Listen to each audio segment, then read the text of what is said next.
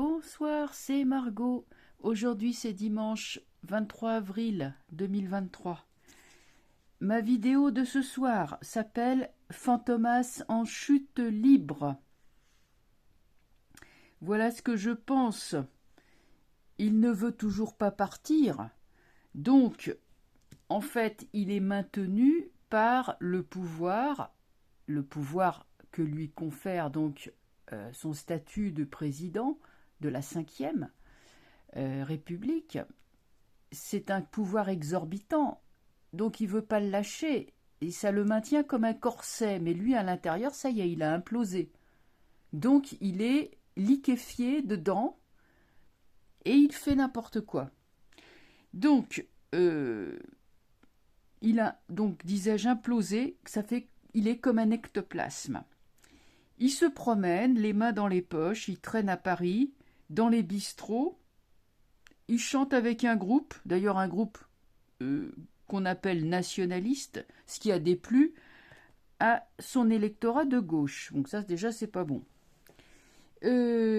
Effectivement, le soir où il a fait sa fameuse, son fameux discours, c'était quand, le 14 avril, non le 17 avril, pardon. Le soir où il a fait un discours que personne n'a écouté, quoique puissent en dire les médias bien pensants, il y a une passante qui l'a vu, qui a vu d'abord sa charmante épouse passer en courant, hein, à l'âge qu'elle a, en courant, suivi par lui, suivait en courant également.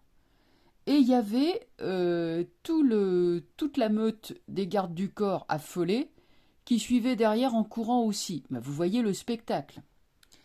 Et après ça, faut croire qu'il a dû la rattraper ou qu'elle a dû... bref, ils ont dû tous se rattraper les uns les autres. Après ça, il était les mains dans les poches en train de chantonner dans un Paris à feu et à sang quasiment, avec des gens qu'il cherche pour lui, disons que pour lui faire comprendre à demi-mot, avec des arguments frappants, n'est-ce pas, etc. Et lui, il est là, il chante. Bon, enfin, ça prouve que il a évidemment, il a perdu la boule, hein, et c'est pas moi qui le dis, puisque c'est la presse étrangère qui est unanime dans sa condamnation horrifiée, et c'est comment on appelle ça, le Spiegel, un hebdomadaire allemand, se demande s'il a toute sa tête. Donc vous voyez, je ne fais que répéter ce que disent les médias officiels de nos voisins étrangers. Alors, attendez, parce que j'ai pris des notes, du coup... Alors, en plus de ça, il y a des manifestations sauvages qui éclatent partout, hein, à Paris et ailleurs, dans toute la France. Quand il va quelque part pour causer, on lui coupe le courant et on l'accueille par des casseroles. Ça le contrarie, puisqu'il a fait des allusions à ça. Et il y a même eu un arrêté préfectoral ridicule qui a voulu interdire les casseroles sur les lieux de manif. Mais c'était tellement ridicule que même eux, ils ont dû rétro-pédaler. Il y a 3 ou 4 de ces ministres qui ont dû soit fuir, soit annuler. Éric Moret-Dupont-Tille a annulé son déplacement. Gérald ou Gérard Malbarin, pareil. Il y en a un troisième aussi, je ne sais plus lequel. Car à chaque fois, il y a un comité d'accueil. On leur coupe le courant, c'est les huées. Ils se font accueillir donc aussi toujours avec des casseroles. Et en plus... Il y a le 19 avril, le groupe parlementaire LIOT, les Outre-mer et Territoires, indépendants Outre-mer et Territoires, repropose la loi sur les retraites et demande l'abrogation de celle qui a été passée en force le 14 avril. Et le 17 avril, alors l'inénarrable Fantomas a eu ce mot: je vais faire les 100 jours. Les 100 jours. Les 100 jours, en fait, ça il peut pas l'ignorer, vu qu'il a quand même été à l'école. Les 100 jours, c'est le laps de temps en fait que Napoléon a eu quand il est revenu de l'île d'Elbe. Donc c'était en mars 1815. Il a chassé effectivement Louis XVIII, hein, qui avait repris le pouvoir. Et pendant 3 mois, il est revenu au pouvoir, mais ça s'est fini par le désastre de Waterloo, en Belgique, enfin ce qui est aujourd'hui la Belgique, euh, et puis Sainte-Hélène. Ça a été Sainte-Hélène. À la suite de Waterloo, capitulation et expédié directement à Sainte-Hélène, donc en plein milieu du Nil, en plein milieu du Pacifique. euh, non, pardon, de l'Atlantique. Non, non, pas le Pacifique. On n'allait pas aussi loin à l'époque. Mais en tout cas, c'était un petit îlot qui était loin de tout. Et là, évidemment, ça a été la fin de sa carrière politique. Et puis sa fin tout court, puisque euh, quelques années après, il est décédé en 1821. Voilà, alors, tout ça pour dire que je ne sais pas si son inconscient a parlé très fort, mais enfin, les 100 jours, ça se finit par Waterloo et Sainte-Hélène. Voilà, donc pour rappel, le 19 avril, en Alsace, on lui coupe le courant. À Célestat, même le député est contre lui. À Célestat, donc il est casserolé, comme on dit. Le 20 avril, le voilà dans l'Hérault, coupure de courant pour l'accueillir, les huées. Et quand il veut repartir dans son bunker, il va à l'aéroport donc local, coupure de courant. Et il y a un historien nommé Pierre Rosanvallon qui dit que c'est la plus grosse crise, la plus grave crise depuis la guerre d'Algérie. Cet homme-là est un historien. Donc voilà. Donc là, je fais donc un petit résumé, hein, que bon, bien sûr vous le savez tous, mais c'est pour bien mettre les choses c'est pour bien placer le contexte, parce que moi j'ai pensé à une chose. On nous a mis ce type absolument odieux, imbuvable, extrêmement, extrêmement antipathique. Moi, ce que je crains, c'est que ces patrons, voyant la haine qu'ils suscitent, disent ok, toi qu'ils l'escamotent. Allez, toi tu t'en vas, tu fiches le camp, et on va te remplacer par quelqu'un de sympathique, mais qui va faire exactement la même politique que toi, et ils n'y verront que du feu. Moi, c'est ça que je crains. Vous voyez, et ça, c'est un grand danger, parce que, évidemment qu'il est très antipathique, puisqu'il n'arrête pas de provoquer. Mais c'est pas lui, c'est surtout la politique qu'il fait. Vous voyez, si on a quelqu'un qui va faire exactement la même politique, imposer des retraites à 70 ans, imposer des restrictions de liberté, mais avec un sourire et en serrant la main, etc., ça va pas changer grand-chose. On aura changé d'emballage, on n'aura pas changé le contenu. Donc, je voudrais savoir si ces grands chefs, puisqu'il est au service de ces grands chefs, est-ce qu'ils vont l'escamoter ou est-ce que ils sont pas mieux que lui finalement, mentalement. Voilà, donc on va regarder s'il y a ce danger, je dirais, allez hop, on te met quelque part, au chaud ou au froid, dans un comité, voilà, t'as bien servi, maintenant tu t'en vas et on continue notre boulot mais avec quelqu'un d'autre. Alors voilà, c'est la question, c'est est-ce qu'ils vont le remplacer parce qu'il est devenu vraiment trop gênant. Voilà, est-ce qu'ils vont le remplacer et puis coller quelqu'un évidemment d'aussi nocif, mais qui donnera le change, voilà, qui sera, je sais pas, sympa, voilà, qui serrera la main des gens, qui se dira qu'il est pour le peuple, ceci, cela, qu'il est de gauche, nanani, nanana, vous voyez, bon. On a déjà entendu ça, hein. Bon. Alors, je me concentre maintenant. Et la question c'est, est-ce qu'ils vont le remplacer, donc par manœuvre, par tactique? Est-ce qu'ils vont le remplacer pour mettre à la place quelqu'un d'autre? Voilà. Donc est-ce qu'ils vont l'escamoter parce que bon, il est devenu trop gênant et qu'il commence à être un peu encombrant quand même? Voilà la question. Est-ce que ses patrons vont l'escamoter? Alors, j'ai Matt. D'abord, lui, il veut pas partir. Hein. Tempérance. Ils y pensent, mais... Bon, tout est renversé. Oh là là. Bon, c'est pas grave. Si vous voulez, je peux même les remettre droite. Hein. Quand je fais ça, c'est parce que c'est pour raison de lisibilité. Alors, bon, on va tenir compte du fait que c'est renversé, c'est-à-dire que d'abord, je ne pense pas que ça va se faire. Parce que lui, il est en roue libre et il a plus envie d'obéir, en fait. Ça y est, il est parti. Il s'est barré, il est parti, la tête est partie. Ouais, elle a jamais été solide. Hein. Enfin, si vous voulez, il n'y a jamais rien eu, en fait. Ça faisait longtemps qu'il y avait plus de tête, il n'y avait plus rien. Mais là, cette pression, ces casseroles, ces coupures de courant, ce harcèlement du peuple contre lui, parce que là, le peuple est en guérilla. Maintenant, c'est une tactique de guérilla et il ne le supporte pas. Ses nerfs ne le supportent pas. Et là, il est parti en vrille. Mais en face, ils sont pas davantage désireux de le remplacer. Attendez, si vous le permettez, je vais les remettre droites parce que ça m'évitera de devoir me tenir la tête à l'envers. C'est franchement pas confortable.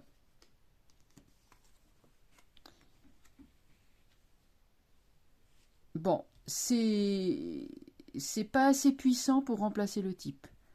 Ils y pensent, mais c'est trop tard. C'est une velléité. Parce que là, dans ce cas-là, il dirait oui, on mettrait une femme à la place, parce que bon, apparemment, ça serait plutôt une femme qui mettrait à la place. Mais une femme, ça passera pas. Ça n'a jamais passé. Bon, c'est pas moi je prends pas parti dans tout ça. Moi, personnellement, j'ai rien contre le fait d'avoir une femme du moment qu'elle est compétente et qu'elle fait son boulot. Mais c'est plus de ça dont il s'agit. On n'est évidemment plus dans le service à la nation. Hein. On n'est plus dans servir. On est voilà. Bon, s'ils nous remettent le même mais avec des jupons, franchement, je vois pas l'intérêt. Donc, pour moi, non. Parce que ça aurait dû se faire de façon diplomatique, dans la discrétion, dans tous ces salons qui sont feutrés, qu'on n'entend rien, qu'il n'y a pas un mot plus haut que l'autre, etc. Que là, il y a des affaires qui se règlent comme ça. Mais là, il y a trop de barouf pour que ça puisse se faire. Ça serait vraiment pas discret et la ruse ne prendrait pas, en fait. C'est trop tard. Il aurait fallu le remplacer beaucoup plus tôt, voyant comment il était. Ils auraient dû le remplacer beaucoup plus tôt. Parce que là, maintenant que la dinguerie éclate, ils sont eux-mêmes désemparés. En fait, ils sont quand même... si je peux dire, c'est l'histoire de l'apprenti sorcier. Hein. L'élève a dépassé le maître. Vous savez, le dessin animé dans Fantasia où comment dire, le magicien il s'en va et puis Mickey il ensorcelle un balai pour que le balai il aille tirer de l'eau à sa place. Et puis il s'endort et le balai bah, il fait le boulot. Mais voilà, et puis c'est l'inondation. Donc jugement. Le type est complètement bouleversé. Hein. Il est bouleversé, il est dans tous les sens. Il est tout nu. Enfin, je veux dire, c'est vraiment. Là, il va se montrer dans toute sa nudité, si je puis dire. Il est capable de, je sais pas moi, de danser sur les tables, de faire des trucs complètement dingues. Hein. Je sais pas, il est en pleine régression. Voilà, il est en pleine régression infantile. Bon, là, ses mentors, en fait, ce qu'ils vont faire, c'est se détourner de lui, le laisser tomber, le laisser se noyer. Et finalement, ils avaient pensé à le remplacer, mais pour moi, non. Euh, bon, il y a le soleil qui arrive, mais alors, en apparence, oui, n'est-ce pas, nous devons... Enfin, qu'est-ce qu'ils vont dire? Ils vont dire, nous devons utiliser la paix, la concorde, la sérénité dans notre belle Union européenne, patati, patala. Ouais, alors là, ils vont en fait rappeler les principes de solidarité, de paix, de justice et de fraternité, de je ne sais quoi encore.